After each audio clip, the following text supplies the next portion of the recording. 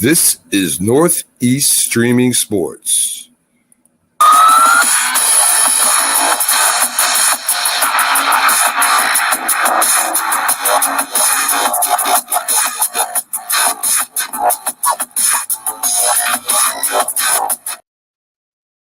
Good evening, everyone. Happy Tuesday.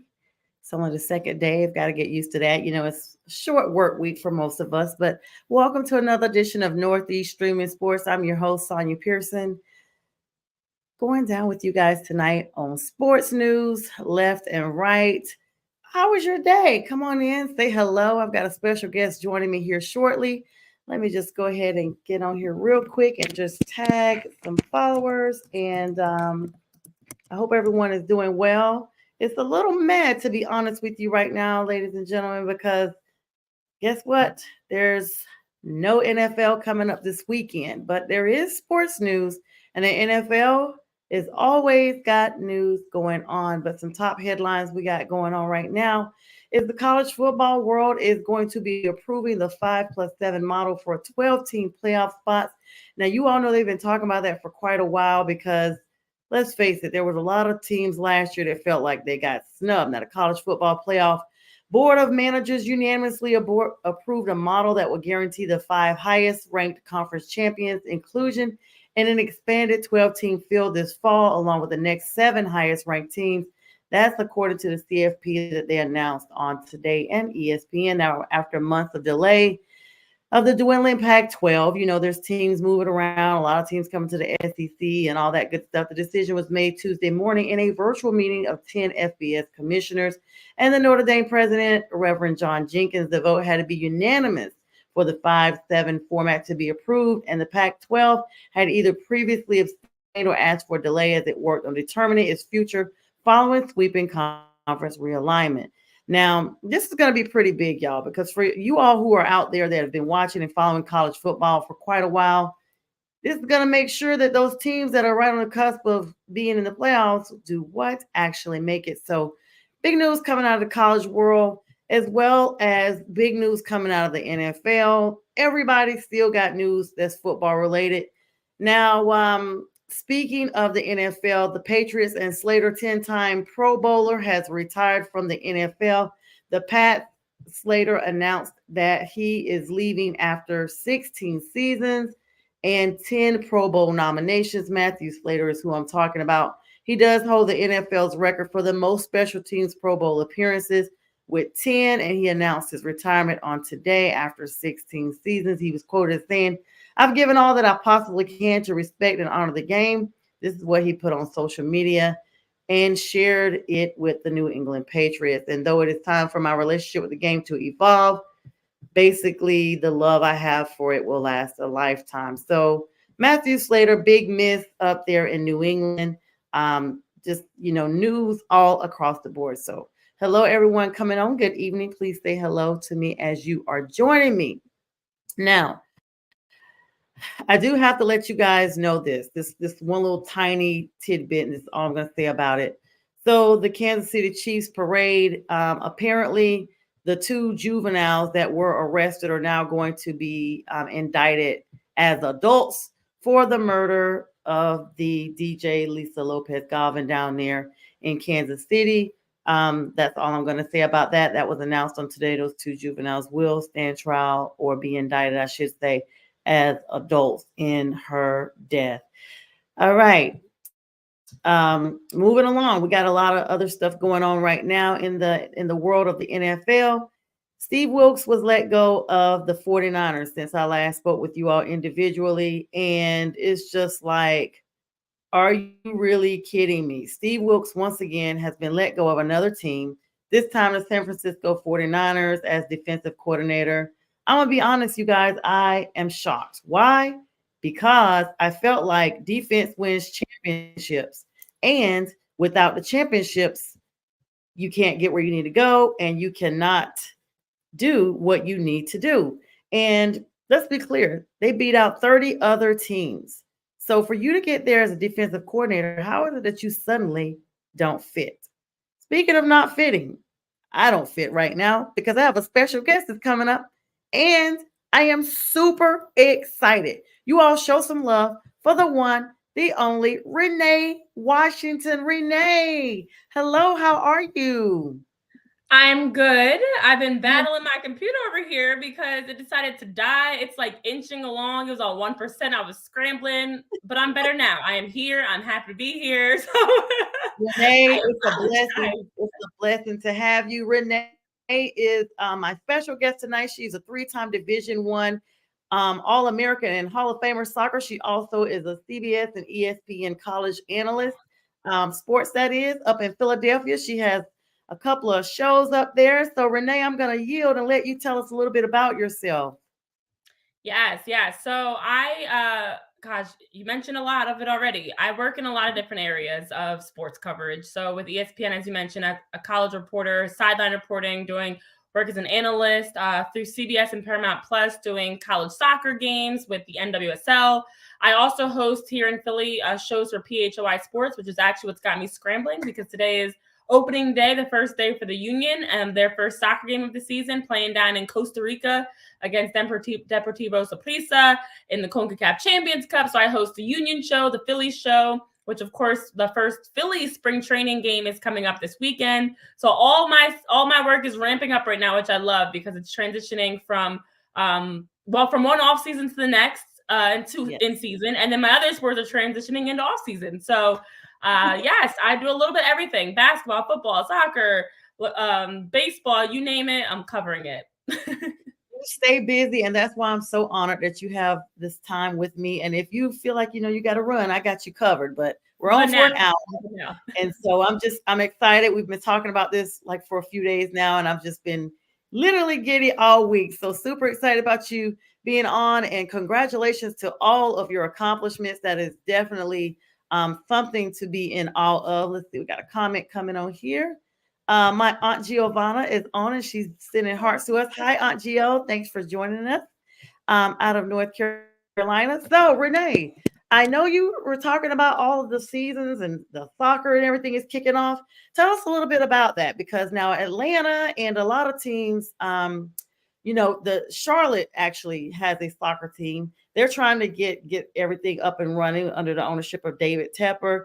And we are all trying to transition, like you said, from this whole NFL news and the offseason news and everything that comes along with that to now getting into MLB, basketball, as well as soccer. So tell us a little bit about how the Philadelphia sports arena is looking when it comes to soccer. I'll put it in two parts so it won't be kind of convoluted there. Yeah. Listen, down in the Charlotte, even Atlanta area, soccer's growing. It's great to see because you're seeing the expansion of soccer, especially in the United States right now, because of the fact that you have players like Messi, who is a household name that is playing in the MLS. Those types of moves and the growth for the sport has been tremendous on the men's and women's side, honestly. More teams, expansions happening. The leagues are just getting a lot more coverage, which is needed. More opportunities to be able to watch them on TV, watch them on your phone, the same access. Obviously, I know your show's on Roku. There's a lot more platforms, Roku being one of them, where you're able to now watch games, watch highlights, watch videos, interviews, whatever it may be. So just getting the coverage out there, which is incredible to see, and I'm happy to be a part of it. In terms of the Philadelphia team, the Union specifically, they have been in the past, in the last couple seasons, very steady, very consistent. They made it to the MLS Cup back in 2022, which is the championship for the MLS. Last season, they did fall short. They were knocked out in the semis, but every year they've continuously been a top team in the league. This year, the expectation and the hope is that they can be a team that makes a deep run into the playoffs. So it really gets started today. They have, in the soccer world, and we're seeing more of this in basketball. Football has not done this, but I wouldn't be surprised if 10 years from now we see it. The international types of tournaments or just in-season tournaments that are happening in soccer, you're seeing it now. The NBA does it, the WNBA does it. Other leagues are kind of picking up on that. But that's one of the biggest things right now for the soccer world, that you're getting the start of the MLS season, but you're also getting international games, going down to Costa Rica and playing a game, maybe in Mexico, versus just playing league games. So it's a lot, but I'm hoping that the team this year is going to be better than what they were last year and take some strides. And that's really big because we do see a lot of the teams, the NFL being one of them, now just starting to kind of go international. And so we get how Charlotte is kicking off its third season this Saturday at home in Charlotte. That's February 17th, Saturday against Minnesota. Then you have them even coming up to New York the following Saturday, and even going up to Vancouver the first week of March. So like you said, this is a thing that kind of goes international. Of course, I live here in Atlanta, but North Carolina is home for me, so I kind of follow both sports there. But I'm definitely looking forward to getting involved, more knowledgeable of the game of soccer. And I've read over everything you have going. I've followed a couple of your posts this week, and you're absolutely inspired. I look forward to, kind of shadow some of the stuff you got going on this season, so I can be like, yes, Renee showed me that. So yeah, definitely interested, especially beautiful Costa Rica. That has to be absolutely gorgeous. Are you going to be able to go down? I wish. I do get the chance to go down for the Philly spring training. I'll be down in Clearwater, Florida, for a week. That's exciting because it's not as warm as it's been down south in Atlanta area. It's been cold up here still. We're still getting that like last part of winter. So I'm excited because next month for March, I'll have a chance to go down and see the team in spring training, which is always great because before the season officially starts, you get a chance to see what that preseason period is like for them and how the guys are working back. So I wish I could go to Costa Rica, but I at least will get to go to Florida. So I'm not complaining too much there. And needless to say, and that's super cool. It's actually been cold here. We've had to have pipes dripping here the last couple of nights in Atlanta because it's been 31 at night. Today's high did get up to 60, but a couple of days ago it was like 44 for the high. So old man winter has not left us yet. The groundhog, I don't know if he saw a shadow or whatever, but nonetheless, none of that is applicable right now. So we were just about to delve into a little bit of NFL news because I actually, got my start with a lot of podcasting on NFL news. Grew up watching NBA, so I'm still familiar with that. So I guess we'll start with the NFL news first. Looks like Matt Slater has retired after 16 seasons with the Patriots. Today announcing that 10 Pro Bowl seasons, holding the record for that with the NFL. And so the Patriots have not been the best over the last couple of seasons, but what type of void do you think that would actually have with someone such as Matt Slater being now coming away from that organization? Honestly, I think right now the Patriots are in such a time of change in general, all across the board. Bill Belichick, Slater, it's needed too, because the old regime and what worked, going back to Tom Brady winning them Super Bowls, is the thing of the past. And they need to have some sort of a rebuild and pivot. And I think you're going to see more of these types of moves where they're just kind of bringing in some new personnel, bringing in some new voices, changing the culture up a little bit because they're not able to compete in the NFL right now. It's just, they're not. They're a team that's on the outside looking in.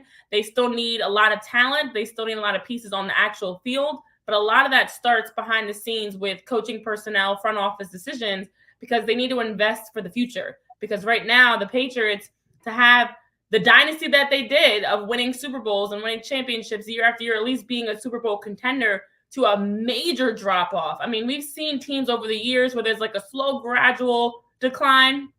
That was not the case for the Patriots. And this past season was very poor in terms of their performance. So I wouldn't be surprised if we see more of that. I am looking forward to seeing what the new look New England Patriots are all about, because for so many years we connected NFL to the Patriots. They were one of those teams that everybody was talking about and everybody was keeping an eye on. And it's been kind of odd that we're seeing a change now where the Patriots are no longer that team. So I wouldn't be surprised if we see some more. It's weird. I think is like the best way I can describe it. But I'm excited to see what their new head coach, Jared Mayo, is able to bring to the team. They're also getting a change of just kind of like the overall culture and vibe of, being able to know last dynasty's team is not this dynasty's team, if they're going to try to build a new top dog. And so I think Jared's come in, their head coach, and others have been actively talking about wanting to change so that they're not, getting stuck in their old ways and finding new voices, finding new personnel, finding new leaders, finding new guys in the locker room. So congrats to Matt Slater. It's been an incredible career with the Patriots, but it's time for a change. The time is definitely now. And it definitely is. And you so eloquently explained all that, because the Patriots are almost unfathomable of what we've seen. They literally were, for all intents and purposes, America's team, even though I know the Cowboys say they are. The Patriots with their dynasty, as they say on Game of Thrones, dynasty. I kind of like when they say it like a French way. But to know that you almost could not separate the two. And so when we saw Tom Brady leave, we saw, Belichick slip. We're like, oh, okay, he's just getting used to it. But then we saw him with the quarterback carousel, trying quarterback after quarterback after quarterback. Yeah. No one was Tom Brady. And so it kind of leads to the thought, was it really the Belichick way, or was it the Brady way, or the two of them together? Because let's be clear, Tom came to Tampa, took the team literally from the bottom of the division, and had been at the bottom of the division for quite a while in the NFC South, and took them all the way to the top. And even after serving like a 4-game suspension, they still go to the Super Bowl and win. It's crazy. It's like Tom works magic on the field. Mm-hmm. So yeah, and it was definitely that. Yeah, he works magic. But we've seen, I kind of was talking about this on another show I was on. We've seen like changes throughout the league this entire season. Like there's been teams that have just looked not the part. They've looked totally different.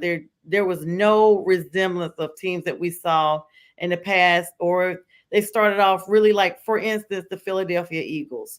I mean, that team is high caliber. It clearly is something going on up there. Jalen Hurts did not even look like he was in the game a couple of times. And I like Jalen Hurts as a player, because I have a lot of players that I actually like. I have my team, but I have players that I like also, and he's one of my favorite players. And he just looked sometimes so defeated without actually even being defeated. And so in your, because you're up there and you see everything and hear the rumblings or what have you. I know that Nick Sirianni is on the chopping block. I know that if he doesn't get it together, they had Frank Wright from the Panthers who was released. They had him up there consulting and what have you.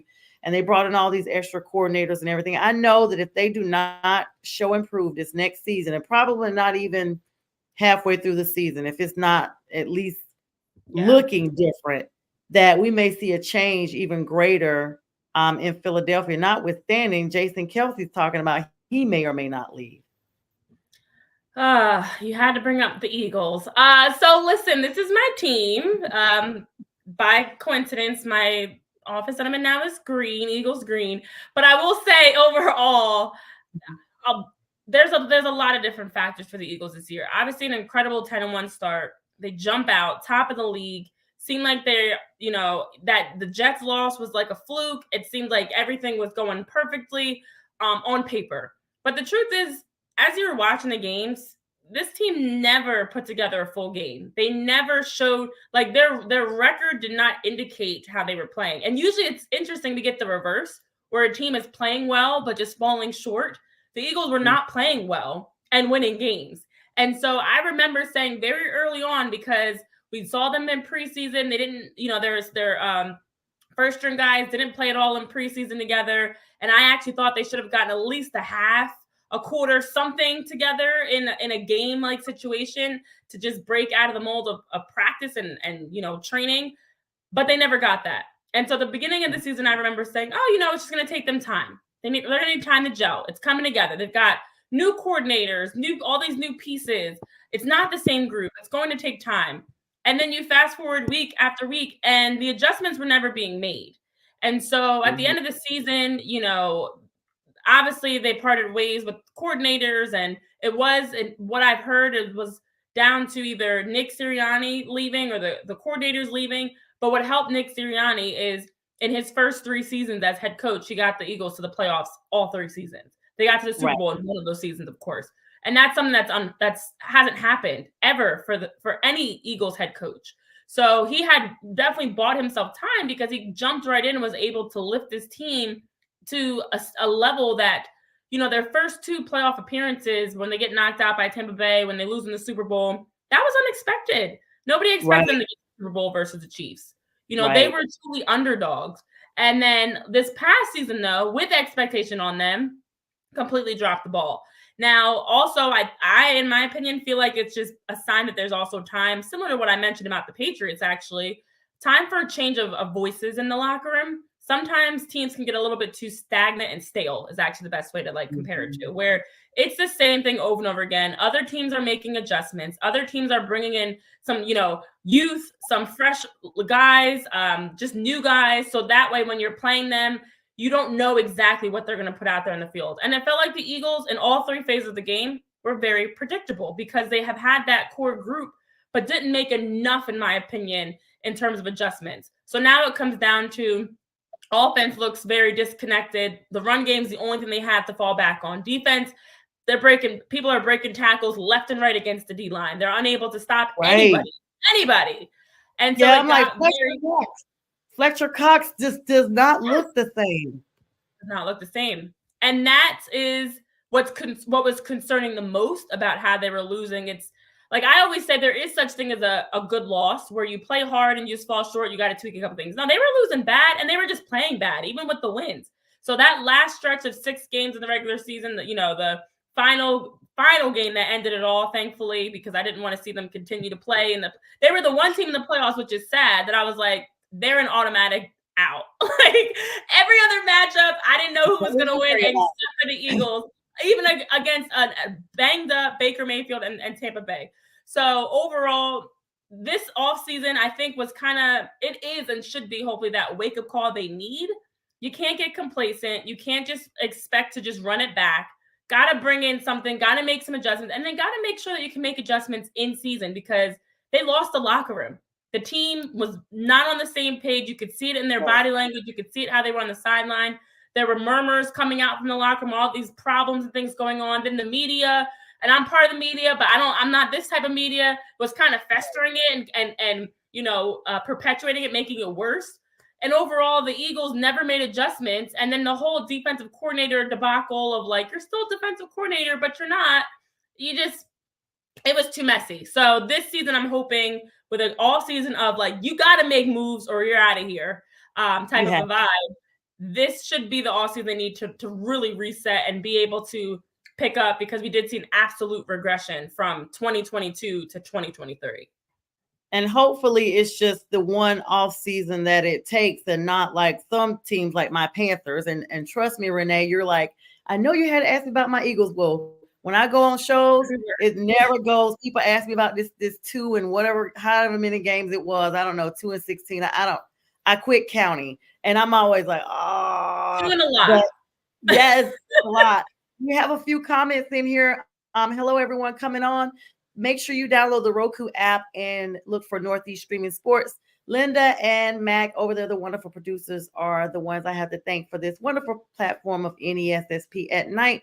So the first comment we have is from Flydale Bacher. He is Kansas City Chiefs or die. He says, we're in the era of a new dynasty. I am War Chief Fly, Chiefs or die. So I had him on a couple of days ago. Always good fun. 400 and some views. People just tuned in. He brings a great energy to the show. Wow. So hello, Fidel. And he's also saying Jason Kelce might be a Chief next season. Now I want your thoughts on that, Renee. Well, I'm sorry I didn't bring the Chiefs kingdom with me like that, because right now Eagles fans are not flocking anywhere. We're just Eagles fans are hiding, whereas Chiefs fans are out and about excited. Listen,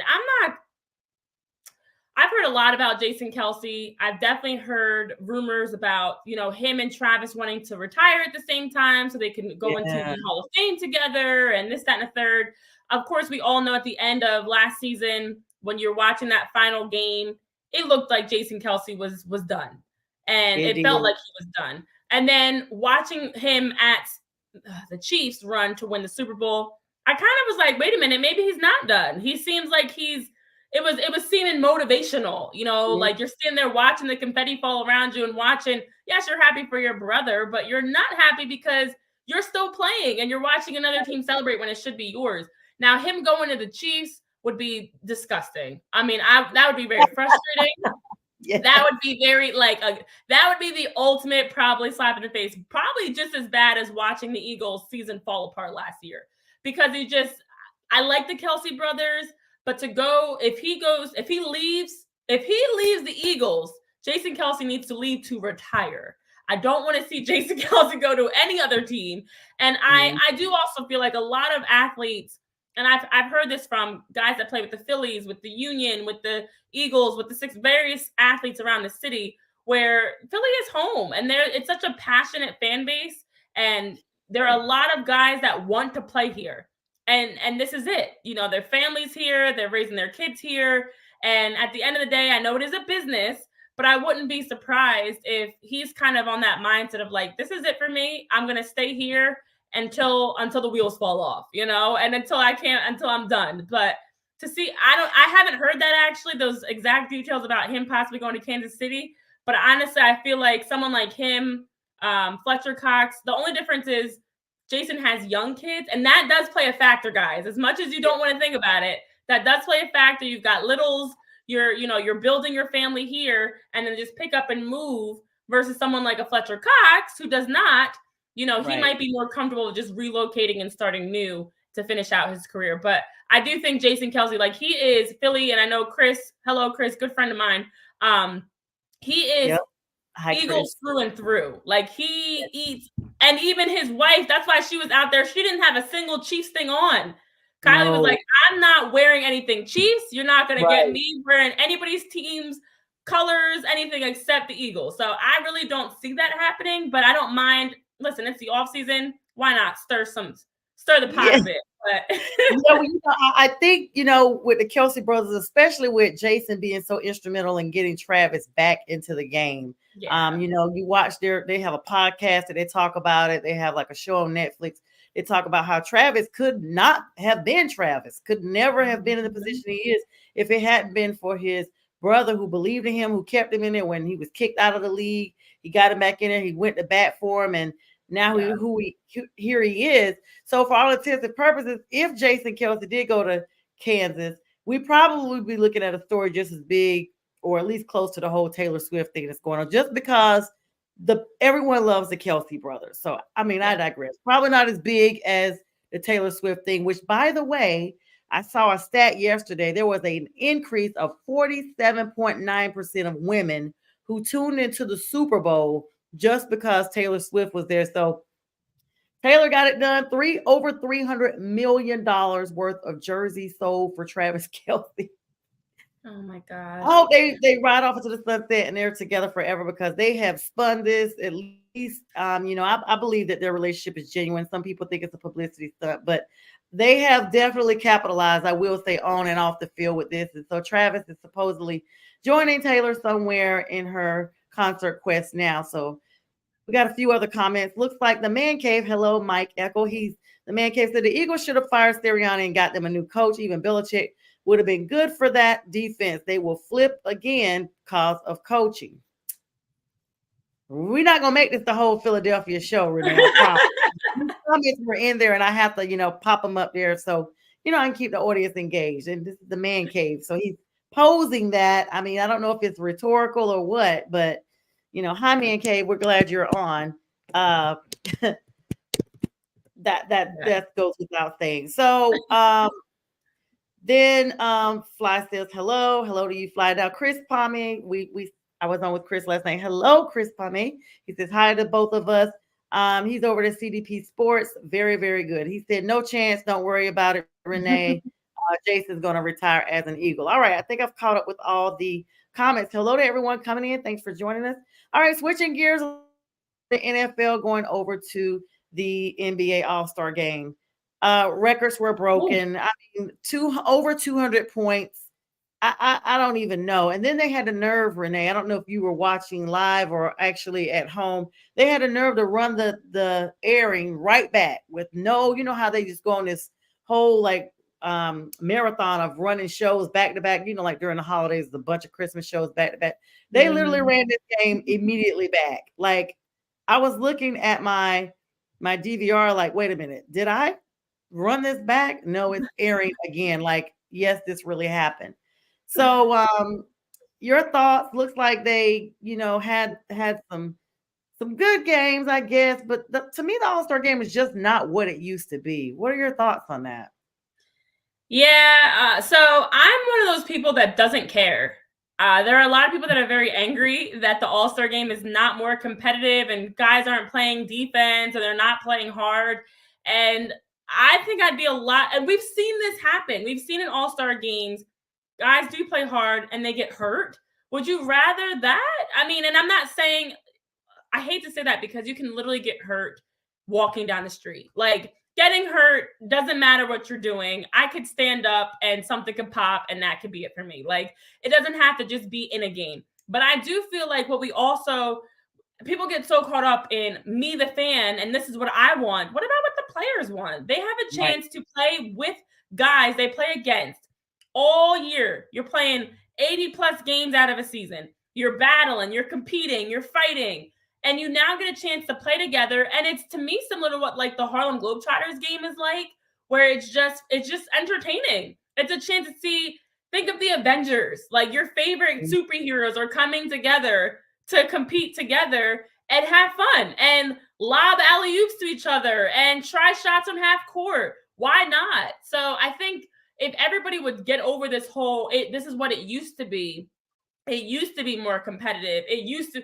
I also think we're just in a different era. These guys, between social media alone, these guys grow up knowing each other. They are friends. I just saw something the other, I think it was like an hour ago, actually. I thought it was the other day, where Jason Tatum was saying this was his first time ever meeting Larry Bird. And it got me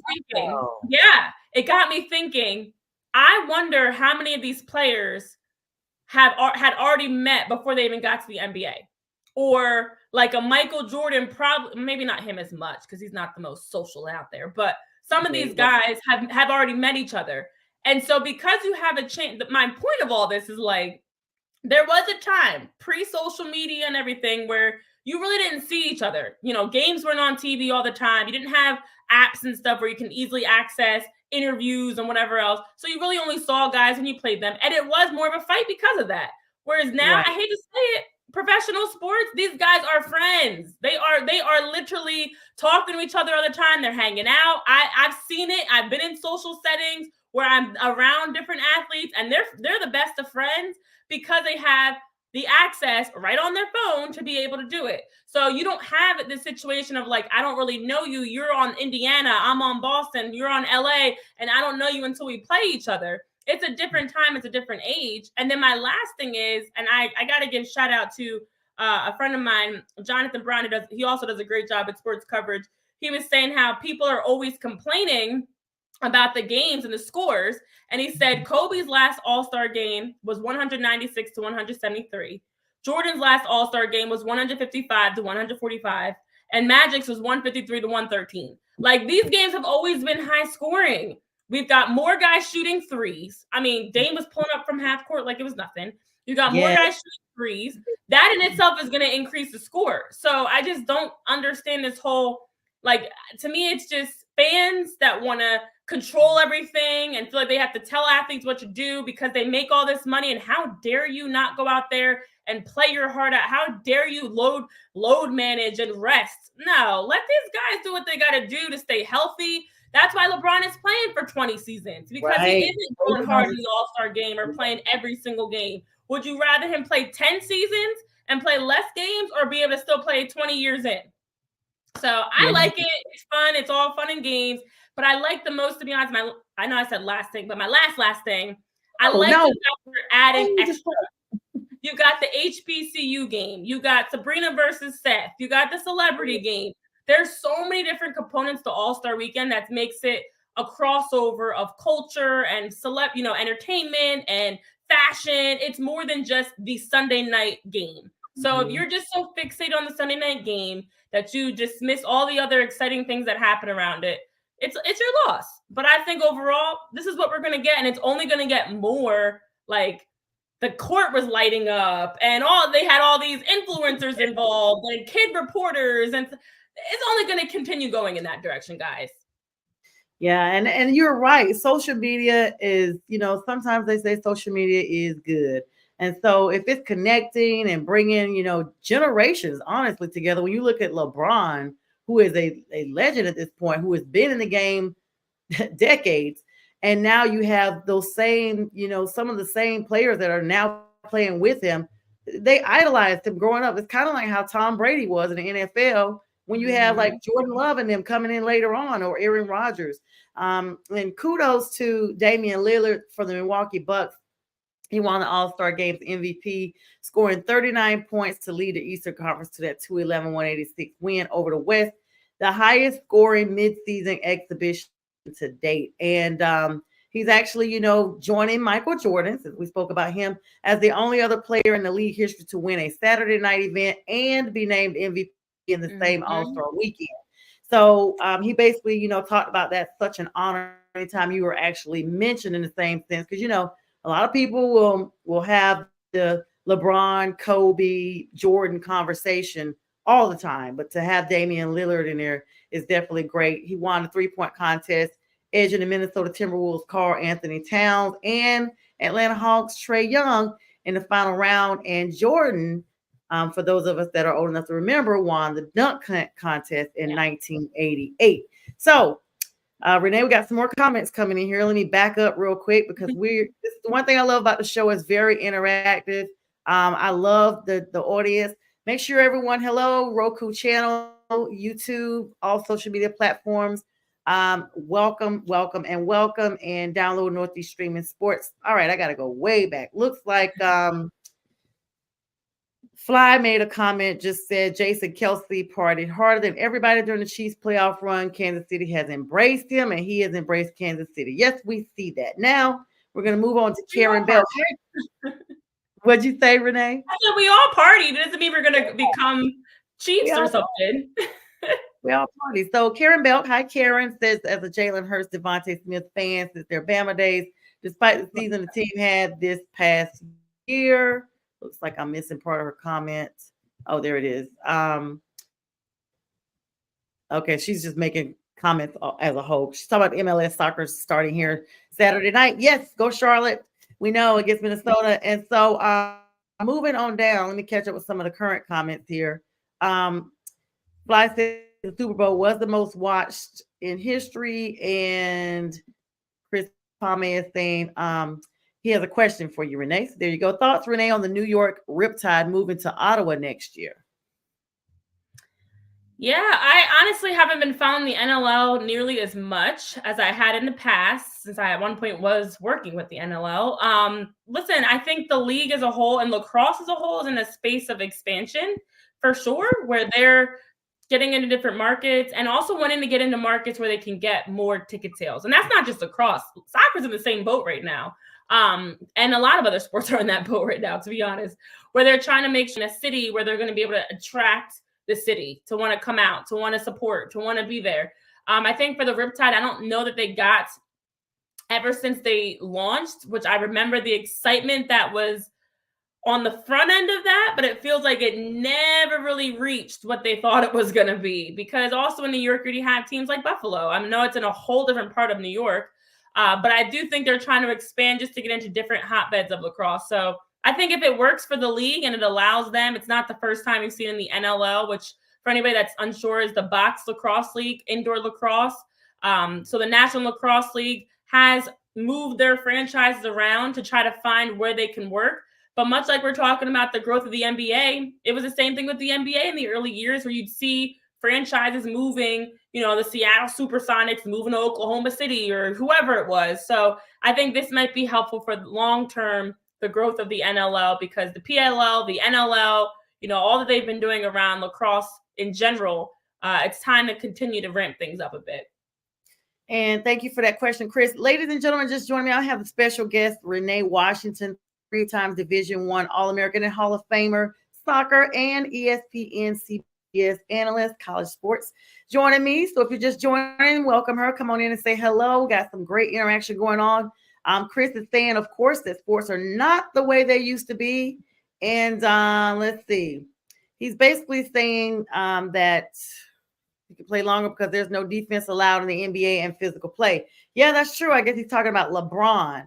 That comment was mentioned a little bit ahead. I always hear that, and that's one of my biggest pet peeves where people talk about, the game's not what it used to be. Do you want to still see people out there fighting? Do you want to still see people getting knocked out and as they go up for a layup or a dunk getting pulled down and hurt? I mean, it's not, if you want that, that's not basketball. Basketball is it's a physical sport. Every sport I love, guys getting in each other's faces and being physical and the trash talking and stuff. But there's got to be limits to it, and to say, oh, we want them still playing like the bad boy Pistons and stuff. Yes. Those guys will tell you themselves how much they couldn't stand that. You're trying to do something basic, like make a pass and someone's clocking you or checking you or knocking you over. It's too much. So I'm actually one that, and I'm a very big competitor. I was a very physical player myself, and I was all about trash talking. But I'm all for I don't need to see LeBron out there bucking up to Giannis or something like that. That's not basketball. If I want that, I'm gonna go tune into UFC, boxing, something else, even hockey. I'll go catch a hockey fight.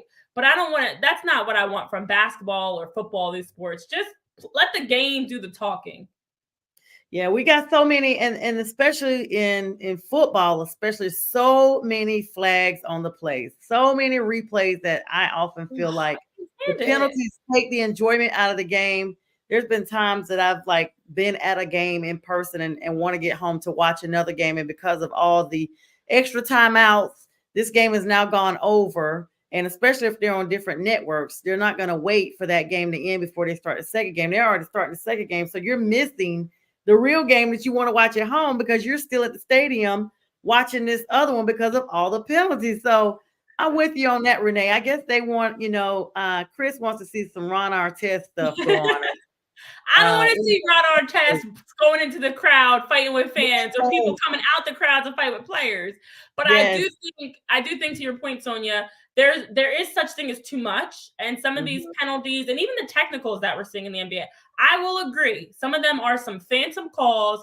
It's too much. It's too soft. But I also feel like with all the research that we have that they're doing on CTE and those long-term debilitating types of injuries and things, I'm not going to be selfish enough to say that I want to see them fighting just in long term, they're doing some damage to their bodies, to their health. There's got to be a middle ground. So I think we will get a calming down of some of these penalties in football and technicals in the NBA and in basketball where they'll figure it out and it won't be as extreme as it is right now, but still help to regulate the game a little bit better. Right. And we see the advocating here from Chris because he's a Bad Boys fan. I used to like the Bad Boy Pistons, not because they were bad boys, but they just, it's just one of those times, growing up in the 80s, late 70s, all that stuff. I'm telling my age here.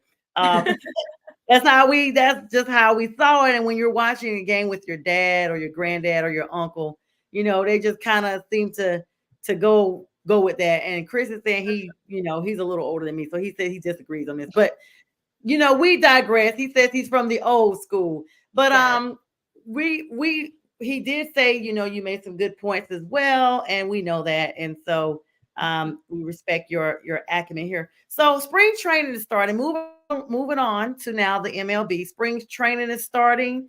An exciting time of the year. I know you mentioned you're going to be going down to Clearwater for the soccer, though. Spring training also is happening with what's going on with the Phillies. Where's their spring training? So it's wild because the Union and the Phillies both go down to Clearwater for spring training just at different times.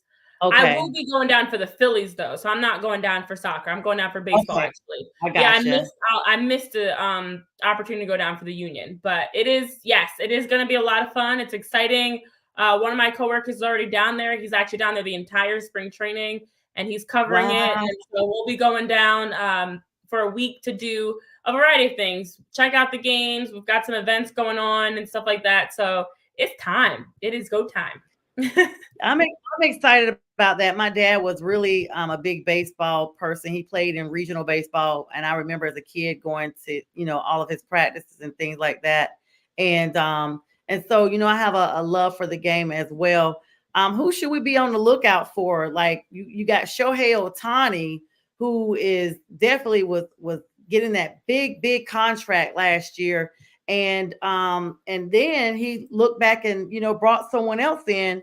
And so it's like, big names like that. And then you got teams like the Oakland Athletics that was supposed to be moving to Vegas, and now the governor is saying it's a no-go after all this time. I mean, they talked about tearing down the Tropicana on the Vegas Strip and saying that, you know, they would start construction in 2025, and now it's a no-go. So, like, what happens? Because to be honest, you don't hear too much about the Oakland Athletics. Yeah, the Oakland A's are a mess right now, to say the least. They're definitely not in a good spot. And to hear they were moving to Vegas, and Vegas right now, we're obviously seeing a push where Vegas has been becoming such a big part of sports. Obviously, sports betting opening up tremendously helps, but also just having teams there. You know, you look at the Aces winning championships, you look at the Golden Knights, you look at the Raiders, you know, Vegas in general, they've been doing a good job of bringing sports there. And to have a baseball team in Vegas would be really cool. Unfortunately, the governor's not having it. And so they're trying to figure out where they're going to be playing, the details of that. It's been pretty bad. But the Oakland A's aren't even competitive in Major League Baseball right now. Unfortunately, you know, for them, it's just the league has the top grouping. As you mentioned, Shohei Ohtani with the Dodgers, to see him team up with Mookie Betts, Freddie Freeman, Tyler Glasnow's there. They picked up Teoscar Hernandez, and of course the young Japanese pitcher and phenom Yoshinobu Yamamoto, who he brought in. Them. Yeah, they are dominant. But then you also look at a team like the Yankees. So are they. They've got Garrett Cole, Aaron Judge. They obviously brought in Juan Soto. They're still apparently shopping and bringing some big names. And then teams like the Braves, the Phillies, who have pretty much the same roster they're running it back with. The Diamondbacks, Rangers, Astros, same rosters as last year, that they just made some. I know the Phillies we talk about on our show all the time. They've made some minor moves around the edges. But there is that next group. I know Chris in the chat is talking about the Detroit Tigers. There's Seattle. There's some other teams that are kind of in that next tier that you still have to keep an eye on. They're at least competitive, and they should be able to compete for winning their individual divisions. But the top of the top, it's gonna be fun to watch. I don't even know in terms of like predictions of who's gonna come out of there, you know, who's gonna meet up in, I should say, championship series and playoffs and things like that, because I have no idea. It's gonna be exciting to see how these teams come together. What do the Dodgers look like? It's great for baseball. It's not great for, you know, fans of other teams, but it's great for baseball that you have a super team and all these superstars playing there. That's going to get more people talking about them and wanting to see games. But I'm excited just to see, what do they look like on the field? How does this come together? It's a very long season in 162 games. Very long. That's a lot that could happen and go wrong or go right. So I'm just looking forward, because that top grouping, Sonia, is really, really competitive. It's extremely competitive. And just to go back just a little bit, Vegas is known as the entertainment capital of the world, and they are trying to make sure that whatever you want to do to be entertained in life, that it's afforded in Vegas. And, you know, like you said, they got the Raiders out there. They were even talking about getting a actual NBA team out there as well. It's just been like a lot. So if you have all the sports out there, and then you're going to delve into soccer, and then you're going to delve into probably hockey, you get everybody out there, and then you already have the WNBA out there. Like, you are literally creating a global phenom right there in the desert, and centralizing like a hotbed of entertainment, and just a magnet to everyone that's going to come out there. And you're going to have more people engaged, because you think about it, you know, people go to Vegas, the first thing is, you know, gambling and just having fun and seeing the shows and whatnot.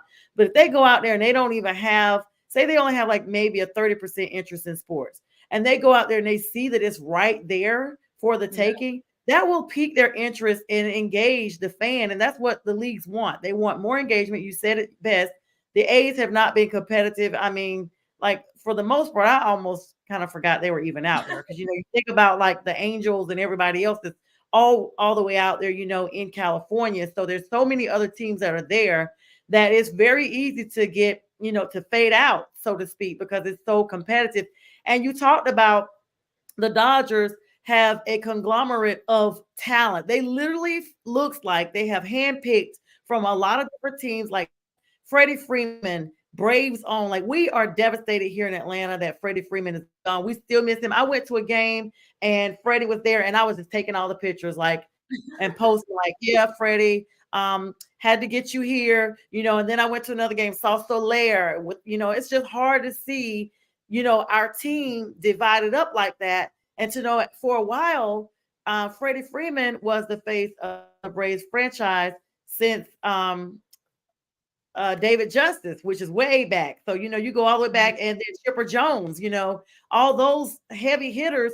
I like to think of Freddie up there with them, and it's just difficult to realize that he's not there. So, now we got some more comments coming in here. Everyone, I'm sitting down with the one and only Renee Washington, 3-time Division I All-American and Hall of Famer soccer and ESPN CBS analyst, and she covers college sports. Tell us a little bit about some of the teams you cover up as a college analyst up there in Philadelphia. I know is that ESPN affiliate? Yeah. So, listen, I love being able to be involved in college sports. Right now, college sports are incredible. Okay. If you're watching anything that's happening, college basketball wise, college soccer, college lacrosse is getting started. Of course, we're getting closer to March Madness. So I'm fortunate basketball wise, I am in the mix of, I do a lot with the Ivy League, the Atlantic 10, the CIAA. I'll actually be involved with the CIAA tournament. So I'm in so many different roles. You'll see me on the sideline. In the Carolinas, you're going to be like in the CIAA. Yes. Mm-hmm. Also, I'll be hosting some shows. So, I just really enjoy as we talk about all the different teams and leagues and sports. When it comes to college sports, you're going to get that raw, authentic excitement. The players are excited. The fans are excited.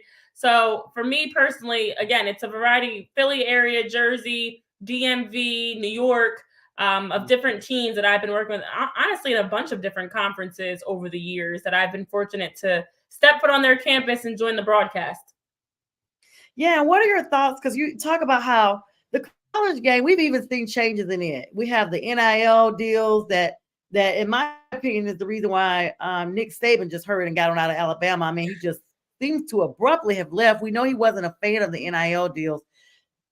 Is the college sports arena as a whole, we saw today that they're going to do the 5 and 7 now with all the trades to the SEC coming out of the Big Ten, the Pac-12 and all that. They're going to finally have where more teams are going to be able to make the playoffs, because a lot of teams feel like they got snubbed. And in fact, they call the UGA and Florida Seminoles game, the snub fest.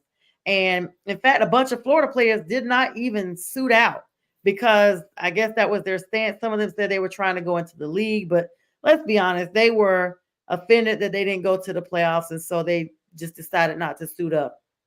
So in light of all of that, and you see it up close and personal, do you see the change in the college arena where it's literally, in my words, a baby NFL or a baby MLB or a baby NBA? Do you see that?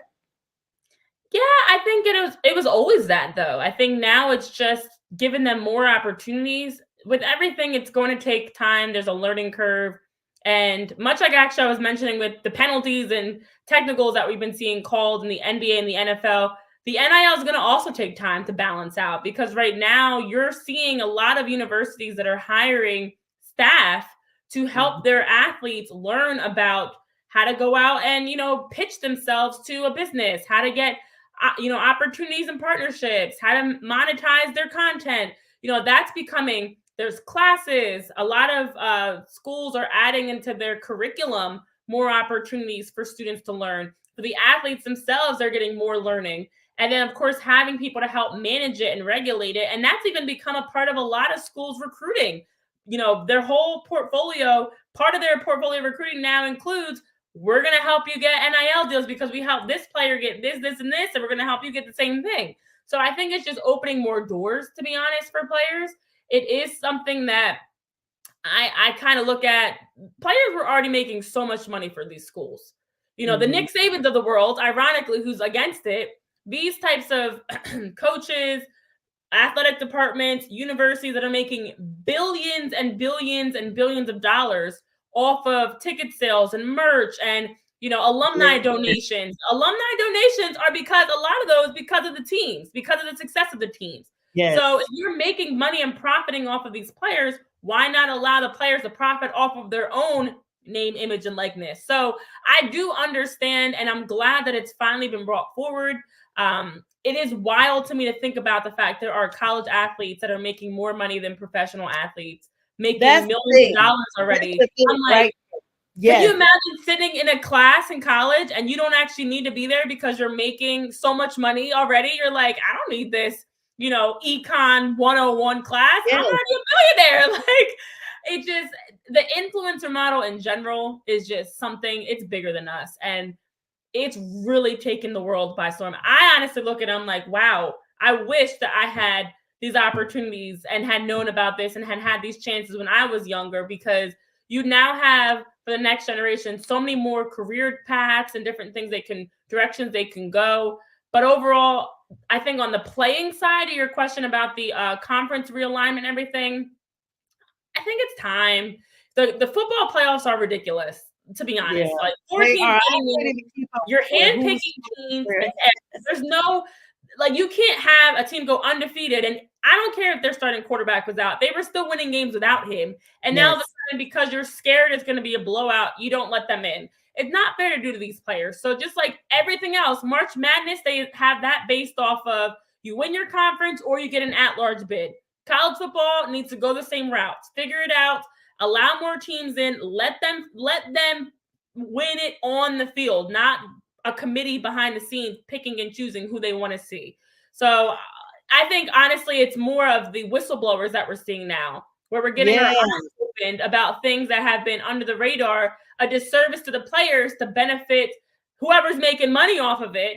And now it's going back to be in favor of what's best for the players, the team, the kids at the end of the day.